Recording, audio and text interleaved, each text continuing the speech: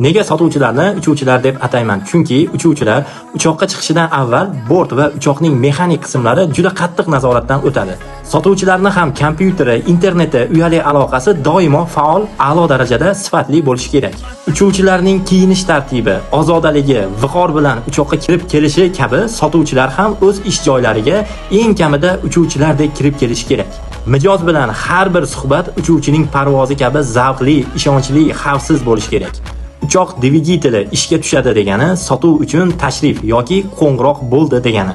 Uchoq yo'lakdan qanchalik ishonch bilan, tezlik bilan samoga ko'tarilsa, sotuvchi mijoz bilan shunday ishonchli salomlashish, tanishish, suhbatni boshlashi lozim.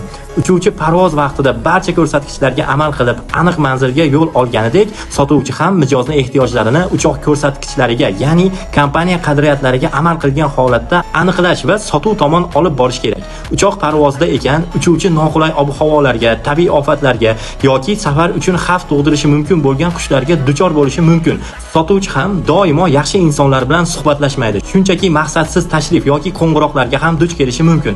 Uchuvchining maqsadi safarni osoyishtalik va tinchlik bilan yakunlash maqsadida manziliga yaqinlashar ekan, sotuvchi ham mijoz mamnuniyati va roziligi uchun sotuvni amalga oshiradi. Uchoq manzilga kelib qo'nish arafasida ekan, sotuvchi ham sotuvni yakuniga yetib, to'liq ma'lumot va buyurtma qabul qilish jarayonida bo'ladi.